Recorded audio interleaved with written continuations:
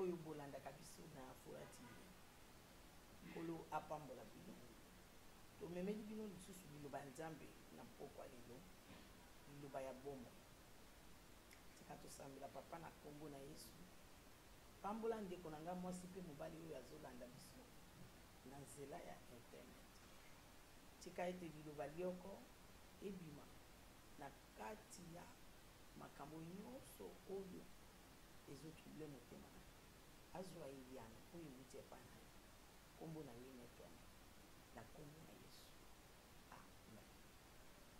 Mercredi tobandaki système na biso ya sika tobandaki et la parole de Dieu. Pourquoi? Ebele ya bana na ye bazolia te ndenge esengeli spirituellement po ezosala ete poids na bango spirituel ezokorresponde na age na bango spirituel te mpe esali ete makasi na bango spirituel mpona kotelema ngwi na ntango ya suka oyo ezokokana na oyo elongo bango. Yango Molimo Santo apesi recommandation depuis année 2020 bandi. Molimo Santo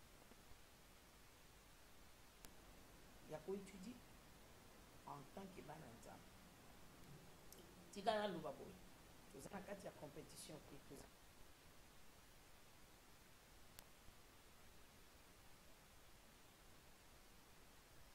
Kambo ya nzambe pe kokolisa révélation ya nzambe na kati ya motema na biso. Donc chaque mois toza na livre moko tozo concentrer nango livre wana nde to se disciplinaka totanga kaka na mwa mobimba pe togade ba révélation personnelle oyo biso moko tozozwa na kati yango na malamu mpe na kati ya ba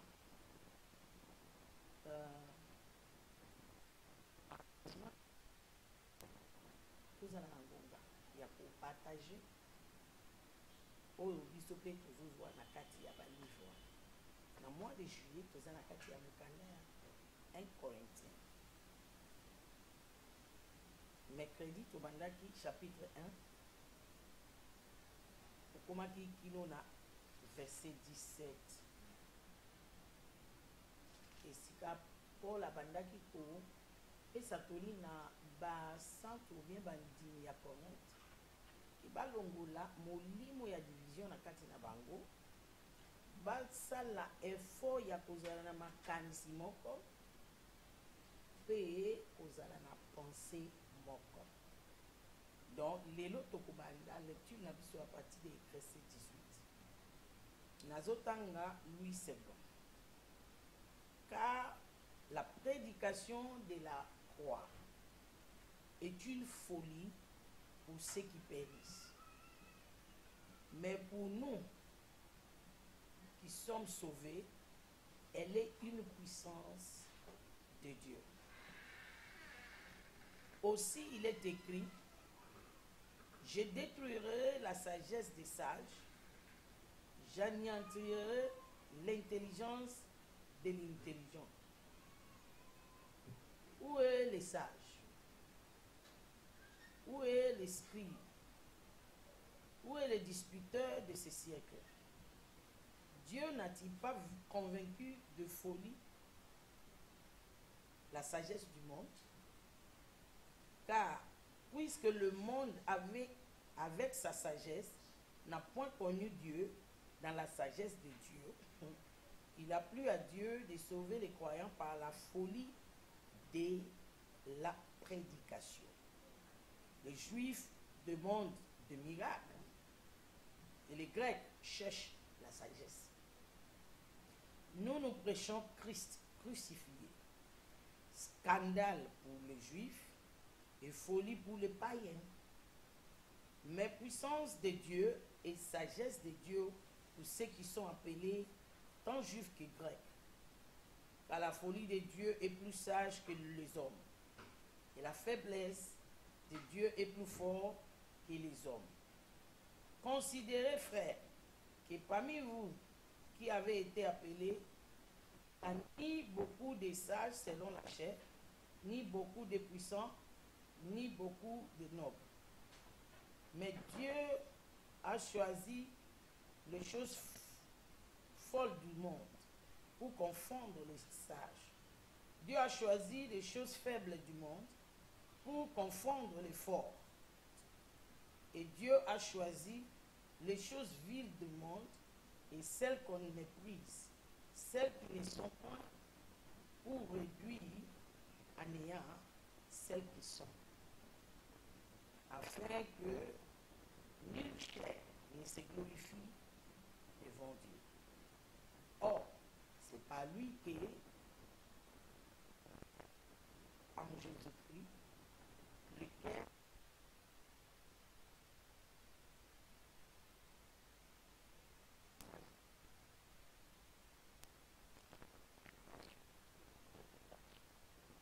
verset 31. Enfin, il se glorifie dans le Seigneur. Vous rappelez que le tobandaki mercredi, tobandaki kotanga ba version mosusu ko bososoli na biso e bakovandisa ba malamu. Alors, lokola totangi 8 secondes, alingi tokende lisusu totanga français courant. En effet, prêcher la mort du Christ sous la croix est une folie pour ceux qui se perdent. Mais nous qui sommes sous la voie du salut, nous y discernerons la puissance de Dieu. Voici ce que l'Écriture déclare. Je détruirai la sagesse des sages, je rejetterai les savoirs des gens intelligents. Verset 20, alors que peuvent encore dire le sage, ou les gens instruits, ou les discoureurs du temps présent. Dieu a démontré que la sagesse de ce monde est folie.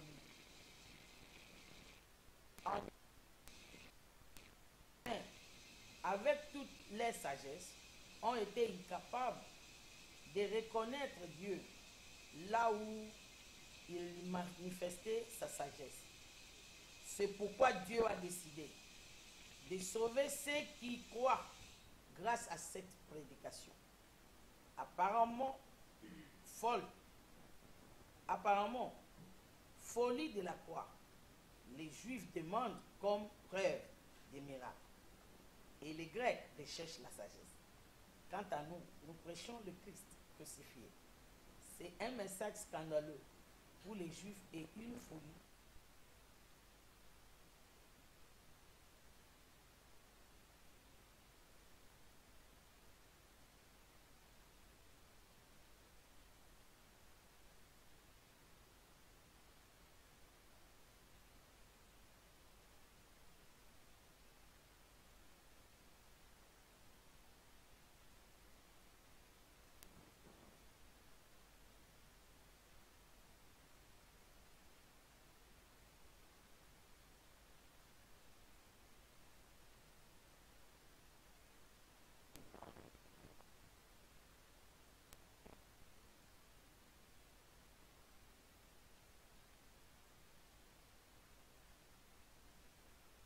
Couvrir des hontes les sages. Il a choisi ce qui est faiblesse aux yeux du monde pour couvrir des hontes les forts. Il a choisi ce qui est bas, méprisable ou ne vaut rien aux yeux du monde pour détruire ce que celui-ci estime important. Ainsi, aucun être humain ne peut se vanter devant Dieu. Mais Dieu vous a unis à Jésus-Christ et il a fait du Christ notre sagesse. C'est le Christ qui nous rend justes devant Dieu, qui nous permet de vivre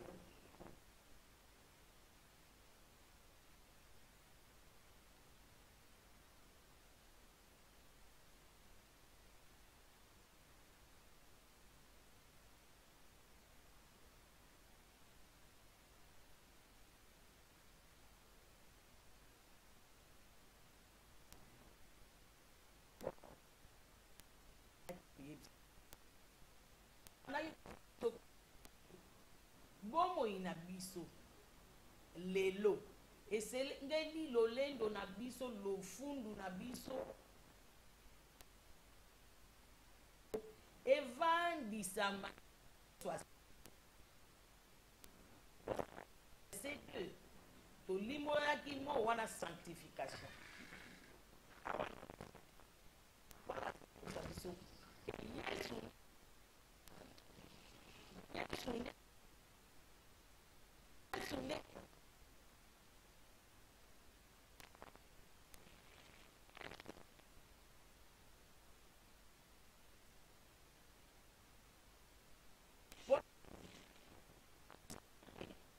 akoka oyo bato ya mokili maye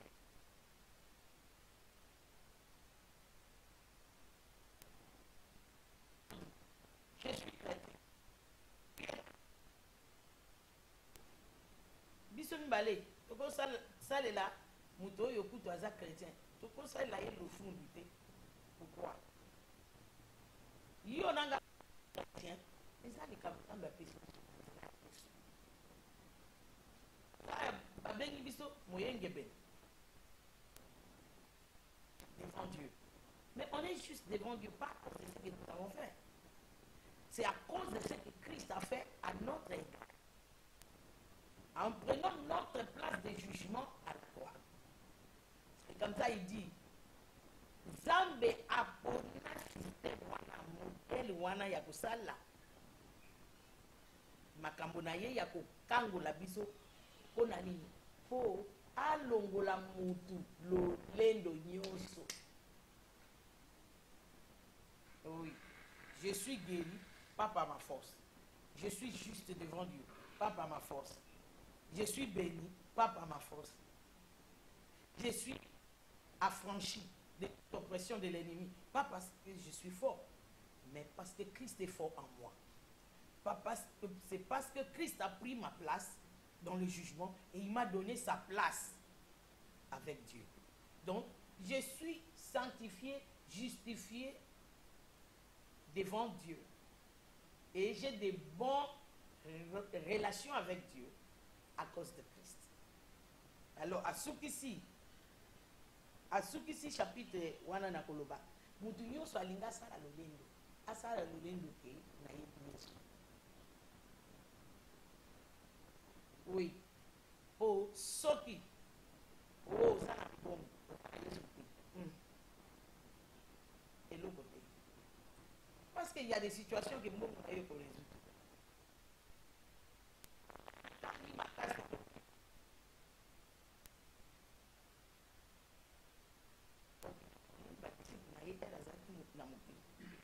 Bazali banani. Bato oyo bazoloba mbisi. Bato oyo bakota classe te. Na kati ya livre ya Actes des Apôtres kutu. Ba leader spirituel ya tabernacle. Batali bango.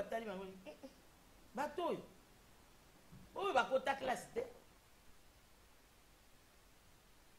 Na éloquence ya makasi boye.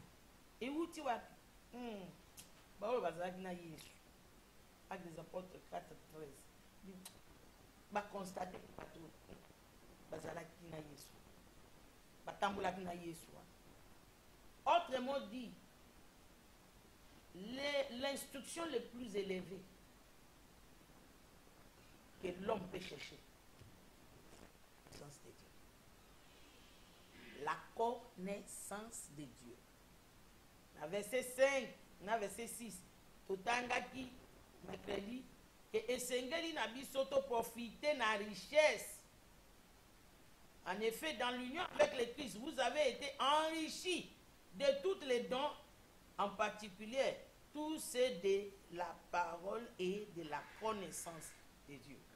Donc, connaissance ya lobanzambe na connaissance ya nzambe eza richesse monene pona bomo ina yo na ngai. Soko ozolanda ngai oza mo Kristo.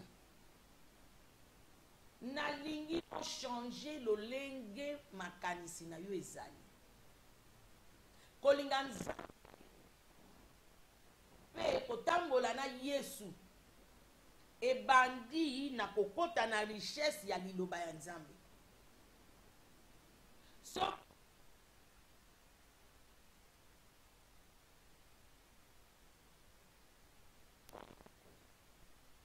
héritage révélé. Bakomi yango, batie na enveloppe. Telle enveloppe eza kitoko. Et ata lelo koni. Ya mutu.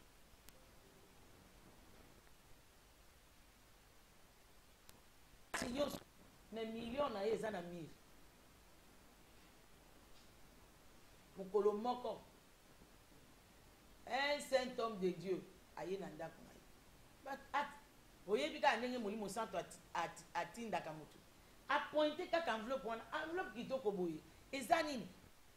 Eza cadeau abengi kombo ya milliardaire moko. Atikeli ngai nakutani na ye vraiment boye. Siko mutu wana atali azotala. Abandi kotuna molimo santo. O ponte ngai na eloko oyo mpona nini. Baluka ye afungoli. Akuta volonté ya mutu wana na kati. Atikeli ye nyonso. Mais là, les jours qu'on a découvert ça, Agneau a mis déjà 13 ans de plus.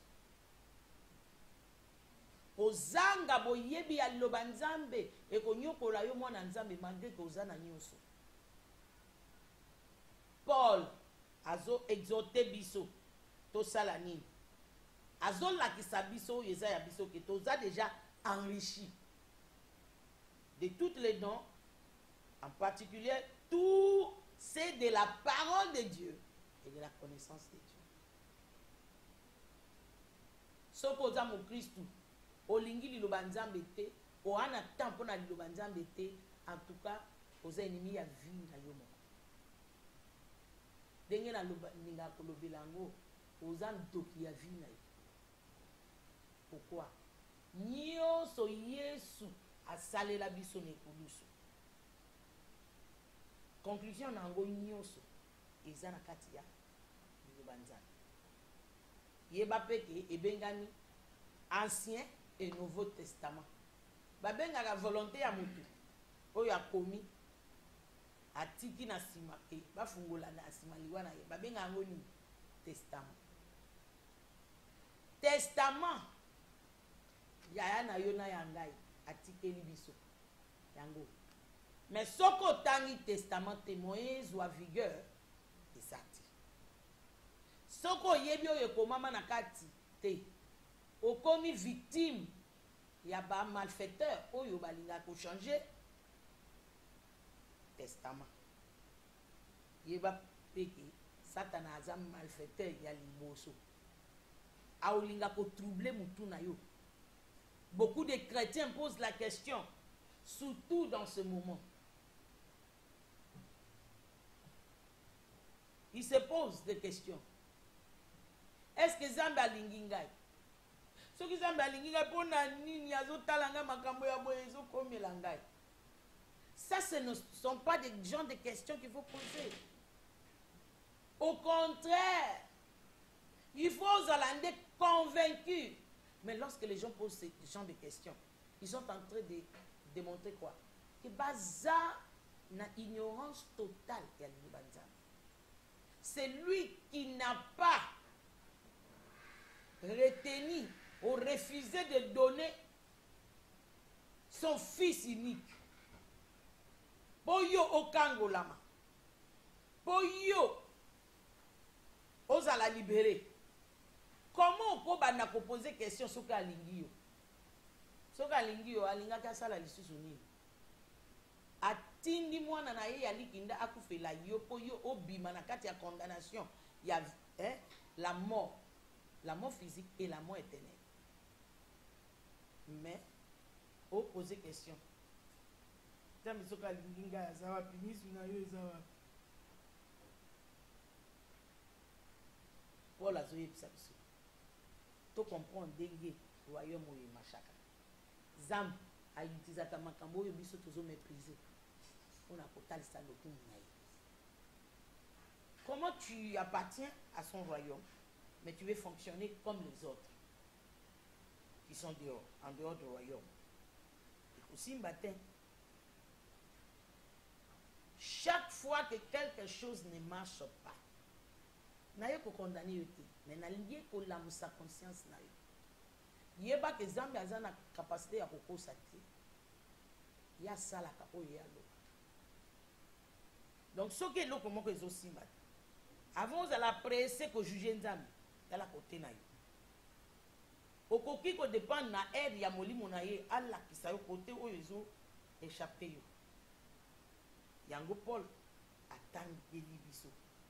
Et total nanu na kati na biso. Apona pe batuya mayele mingi ya mokili oyo te. Wala kisa biso ke azapo na batu nyonso. Oui. Jean chapitre 3. Nicodème oyo azaki scribe na Israël. Yesu atuni yo oza scribe na Israël. O comprend makambo na zote ya teke po moto akota na royaume des cieux. Il faut abotama deuxième fois. Comment si ko ozo tandisa batu nini soki yo ozo comprendre ngai ti autrement dit kozwa ta kokolisa boyebi ya liloba Nzambe kokolisa boyebi ya Nzambe yango nde eza motu ya koleka na vie chrétienne na biso. Même dans le principe général oyo yebi te o souffrir pona yango mais oyo yebi o souffrir te. Je peux même te donner un exemple. C'est quel exemple? Biso bama mona papa sombeli yo mutu mais au dépendaka kaka na ye. Pourquoi? Yo zobanga koyekola kotambusa aussi longtemps que ozobanga kotambusa mutuka basombeli ozala nani? Ozala neti batu nyonso soit tokezwa taxi soit tozo dépendre na programme ya papa. Moi ozala indépendant na ba mouvement na yo ezate. Moni mama moko aseki po amimoni na kati na pa meli molimo ya kobanga na kati ya bombe na yo na libéré na kati na yo conscience que celui qui est en toi est plus grand que celui qui est dans le monde. Ngai pe na leka ki nzela wana kozela ti programme nyonso ya biro kosila ozwa chauffeur ya kokende na yo na wenze le na limbaki yango na simba vola. Est-ce que na tutaki bala na ngala mais na boya kotika volant ko tout eza problème te. 90% ya batu bayebi kotambusa lelo batutaki à un moment ou à un autre. Mais lokola balâche te lelo est-ce que batutaka mikolo nyonso? Non, batutaka mikolo nyonso te. En s'exerçant ba maîtriser. Pour ne pas exagérer, je vais même conduire. Donc, la musique na pongi, au moins na pongi, na oko. Mais ce qui n'a tika qui l'aide na tout à qu'est-ce que je suis en train de dire? Yamutu ya Paul azo yebisa. Bandimio ezake. Eza malamu yambi Yesu kolope mobikisi. Mais eza ebandeli ya voyage. Wana eza vraiment ebandeli.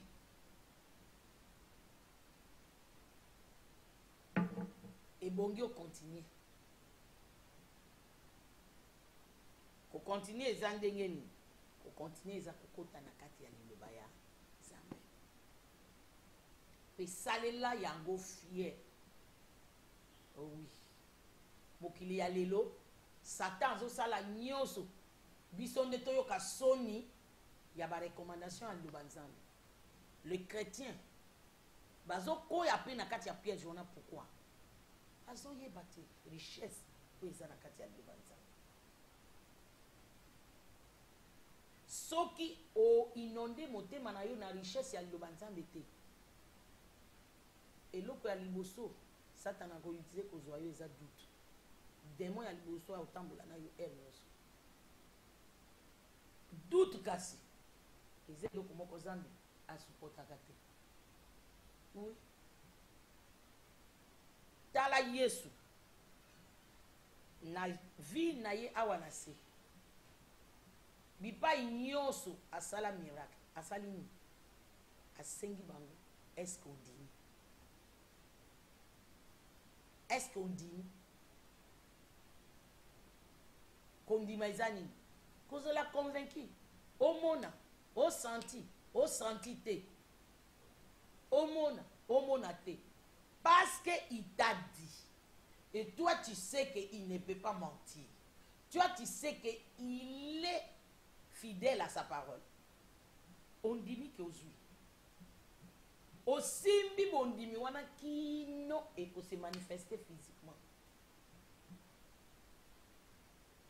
Au aligner langage na yo na pensée na yo na bondimi wana. Mais bondimi wana et ya capable baboyete au même 10-17. La foi vient parce qu'on entend. Yango tolobi tozong de la likambo ya ko yoka liloba nzambe.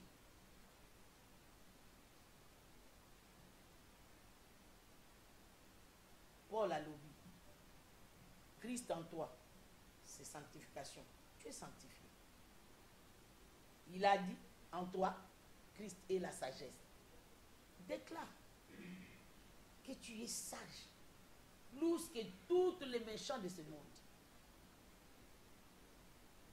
La parole déclare que Christ, c'est lui notre rédemption. Déclare que tu es racheté. Pourquoi? Tu as accepté Jésus comme Seigneur et Sauveur. Rédemption, ça signifie quoi? Mutubateka, mutumususu aye kusomba. Loba nasi na somba mi déjà, nasi na bimi na wenze ya beslav, na bimi na wenze ya ba maladif, na bimi na wenze ya ba bato yo bakufaka prématuré, na bimi na wenze ya bato ba eswaka na vie. Comment? Par Christ. Pas parce que je fais, mais parce que le Christ a fait pour moi. Par sa mort, par sa résurrection. Naza racheté. Naza racheté. Alors, Naza nango fier. Naza nango convaincu. Naza nango sûr. Eh, Naza nango sûr de Konangai. 2020. Et aussi, Rangai. Na kembo dit jamais vu. Dimension qu'on a à moniter. Parce que c'est ce que Dieu m'a dit. Il m'a dit. C'est que l'œil n'est pas vu, que l'oreille n'est pas entendue, c'est qui n'est pas encore entré dans l'imagination de l'homme. C'est ce que Dieu a mis en réserve pour moi dans 2020. Et dans cette décennie, donc Covid-19 ou pas, je connais que ma vie part de gloire en gloire. De gloire en gloire. De gloire en gloire. Yango, to vandeli bilobanzana. Tanga ngo na tongo, tanga ngo na moi, tanga ngo na putu. Ok? Na lingi to kende na chapitre 2. Mais avant to kende na chapitre 2. Na lingi to tala Somme 1. Somme chapitre 1. Poto yeba valet ya lubanzana.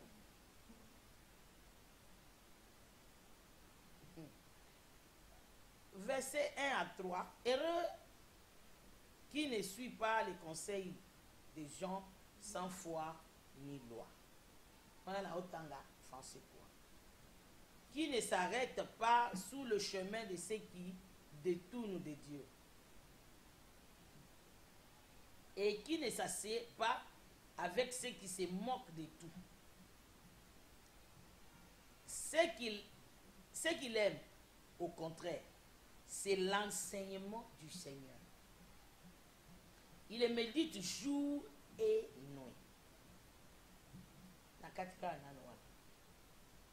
Alobi, azan mutu ne sengo, mutu oyo avanda kate, atambola kate, ayoka kate conseil ya bato oyo bazana kondima na kati ya nzambe te, ba respectaka loi ya nzambe te. Mutu wana aza mutu ne sengo, mais pas seulement qu'il n'est pas avec les méchants, mais il fait autre chose avec son temps. Surtout na lingi babilenge ba yokanga. Oui, tu ne veux pas faire de bêtises comme les autres. Mais qu'est-ce que tu fais avec ton temps? Verset 2. Alors, ce qu'il aime, au contraire, c'est l'enseignement du Seigneur. Il fait quoi avec l'enseignement du Seigneur? Il fait quoi avec la parole de Dieu? Il fait quoi avec la Bible? Il lit la Bible, il médite la Bible, il étudie la Bible, il fait des recherches dans la Bible, jour et nuit. Jour et nuit signifie 24 heures sur 24.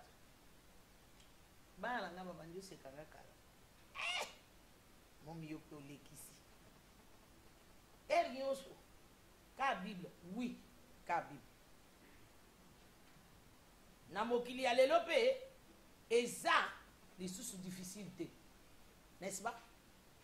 Okozala nango na kati ya téléphone na yo. Otie écouter. Oli otika matoi na yo na kati ya taxi ezoyoka n'importe quoi ndenge ozokende. Ou bien na récréation. Baninga baye na misala nyonso oyo Satan apesi bango. Baba na ko partager yango. Ouais, otalanga. Nga pe na tanga kite. Récréation ezalaka nini? Yaka, namoni musique moko boye. Nayoki nini? Album moko na weekend. Surtout bana basi. Osio komi ba maloba yango moko, je ne sais pas pour les garçons.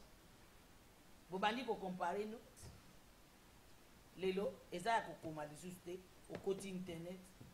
Obimisi maloba nango, obimisi son nango, bobandi ko comparer nous. Tout le temps bozo sala nyonso wana. Est-ce que vous êtes conscient que bozo zala inondé na molimo ya mutu wana? Siko mutu wana nde olingi vi na yo ekokana na ya ye. Yo yebi vi na ye. Ka eloko wana quelques minutes wana balakisaka na podium. Nde okanisi vi na ye. Mayele na yo etikali muke koka. Tango muke wana bazola kisabino. Eza eloko ba préparer, ba présenter. Eza faux et achifo eza musika na vie na bango réel. Pona nini ebele na bango basala ka suicide. Pona nini ebele na bango ba mibomaka na excès de drogue. Pona nini ebele na bango du jour au lendemain bana mike bakufi. Bakufa kaka diwa moko mystérieux. Balobi na munoko amboka na ngaya. Oyo yo yebi te. Eleki oyo yo yebi. Et po yebi te oyo yo yebi te. Nde ozo tieto no liboso. Sinon, olinga ki otambola na humilité. Paul alobi beta tolo kaka pona koyeba Nzambe. Obeta tolo pona maka boyebi mususu. Boyebi mususu oyo etikali na mokili. Ezalaka na valeur nango. Nangonga nango. Mais soki eza na soubassement ya boyebi ya Yesu te. Eza pamba. Lero kokuta na farafa na ba force oyo nyokolaka batu na mokili. De force invisible mais réelle. Diplôme ya classe ekosunga yo. Tala atana tango ya COVID-19. Banani bakufa lokola bato ya baba plomb. Ma plomb oui, bato bazana kifunda ya diplôme ebele na mutu. Bangonde bakufa ebele. Pourquoi tembeleki? Na ko banga. O ezana côté à tembete, azana côté à kobanga. Mais la connaissance de Dieu nous remplit de la vie de Christ, de la puissance de Dieu, qui est au-dessus de toute puissance et principauté. Alobi, mutu oyo akozala mutu na isengoza mutu oyo alingi liloba Nzambe a méditer kango jour et nuit. Non, tongo midi pourquoi na mutu. Autrement dit, a commisé ango sa façon de réfléchir, sa réflexion. Résultat Ezalani, verset 3. Il est comme un arbre planté près d'un cours d'eau. Il produit ses fruits quand la saison est venue. Et son feuillage ne perd jamais sa fraîcheur. tout ce que fait cet homme est réussi. Donc, olingi nyonso ya vie na yo ekende liboso ezwa résultat malamu mipesa na richesse ya liloba nzambe timola richesse oyo Paul abengi yango richesse verset 5 verset 6 kogadi yango na se yoreye te tanga yango to établi bana fora to établi discipline oyo moi moko tozwi livre moko tanga yango po bato mosusu balobaka nayebi te soki na banda wapi soki na tanga kote litanga oyo toponeli yo wana banda nanu place wana nayebi ke Molimo Santo il est capable de te parler de ce qui est important pour ta vie à travers ces versets. Oui, capable kolobela yo nyonso ekoki kozala ezoleka na vie na yo apesi yo réponse ozoluka à partir ya livre wana kaka. Oui, parce que c'est le Saint-Esprit, c'est lui-même qui a inspiré ceux qui ont écrit la Bible.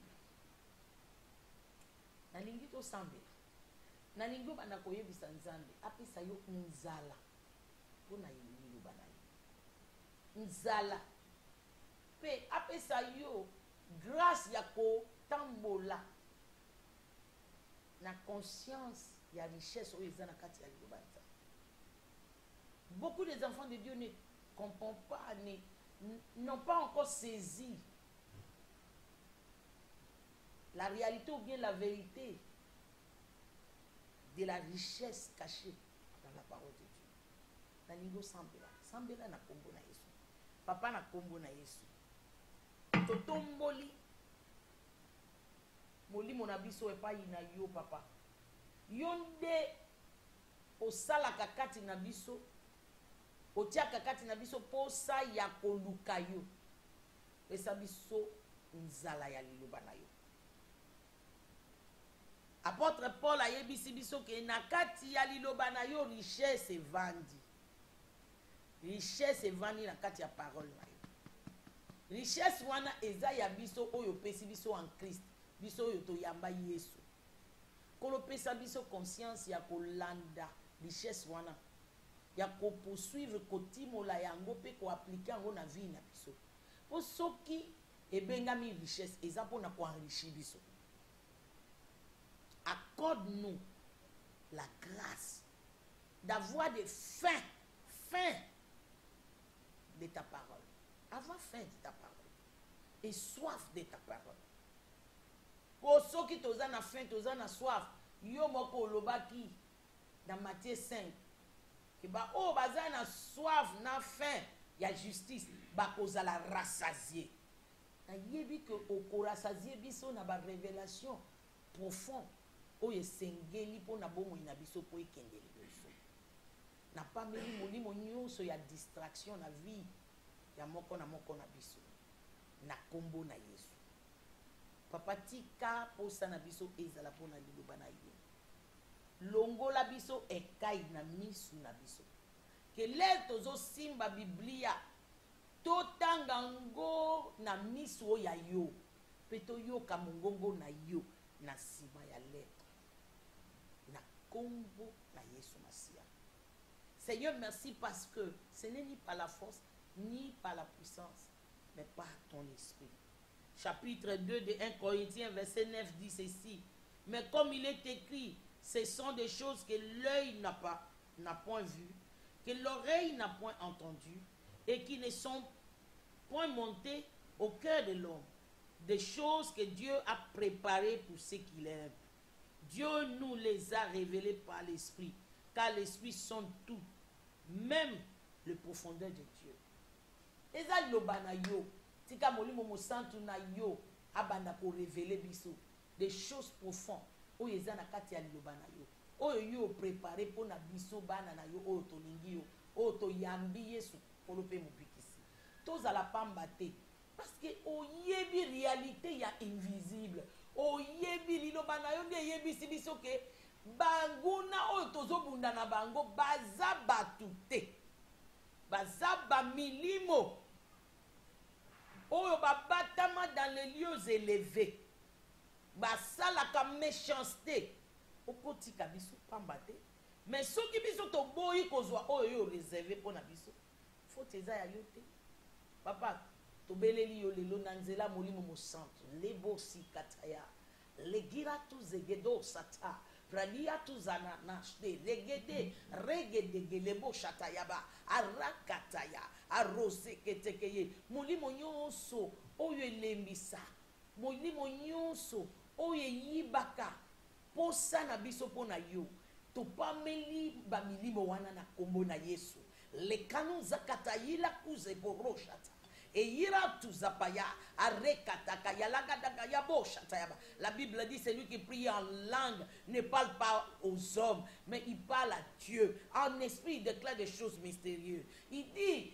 nous devons bâtir notre chef foi en priant en esprit. La kakatuzaya barashatayaba nalingo bana ko prier en esprit ndenge ozo prier en esprit molimo na yo ezo lamuka molimo na yo ezo zala vivifié posa na yo oyo kufa ezo zwa bomoi la brakushete e galagadaga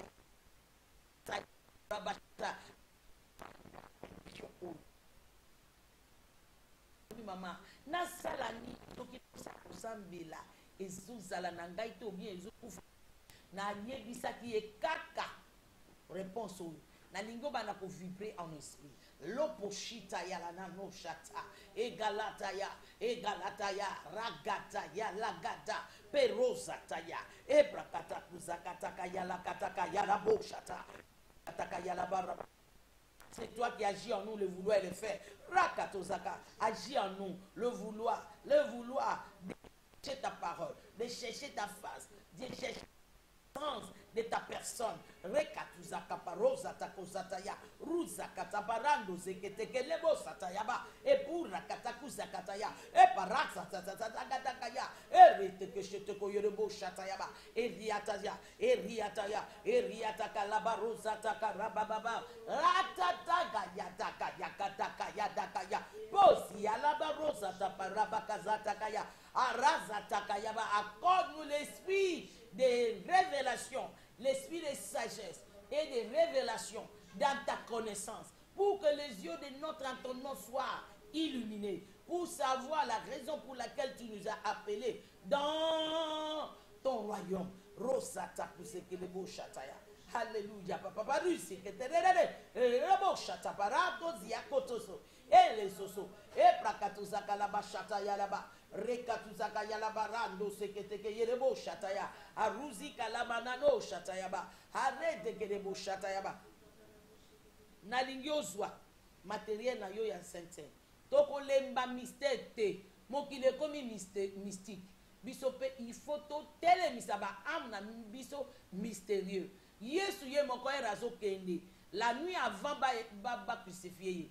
Ali sainte na ba disciple na ye. Pe ayebisi bango ba continuer ko sala yango pona ko se souvenir na makambo oyo ya kokisaki pona biso na ekolusu.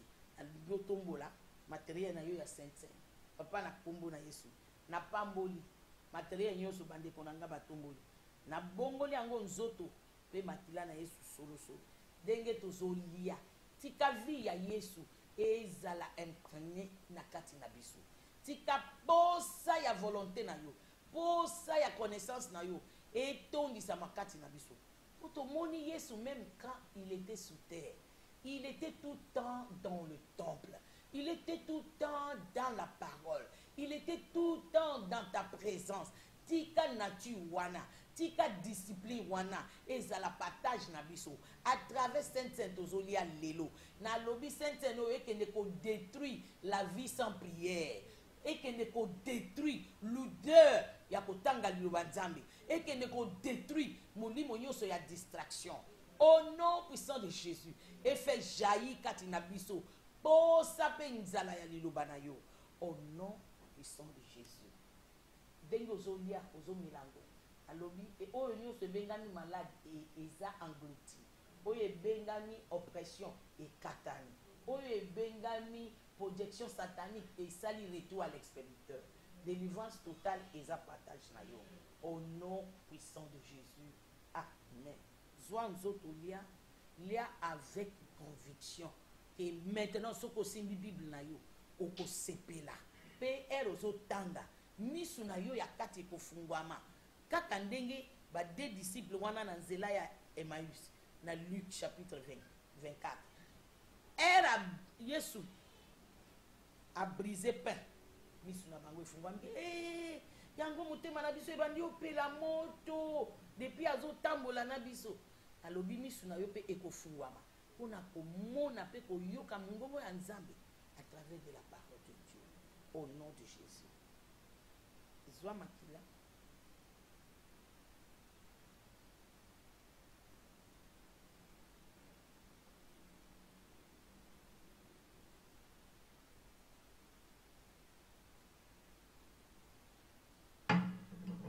Makasi ya Yesu. Sensibilité ya Yesu. Et komi partage ya yo na ya ngai. Na kombo na Yesu. Kino tokokutana dimanche. Kolo apambola bino. Kolo abatela bino. Apesa bino kinya. Ole ya elongi na ye. Engala likolo ya bomo ya moko na moko. Na kombo na Yesu. Avant tokende, toyebi yango malamu. Toyaka na boso ya Nzambe maboko pamba te. Oza na offrande na yo, oza na dîme na yo, oza na sacrifice na yo, oza na semence na yo ya partenariat. Tina yango na ba numero oyo eza na se ya écran.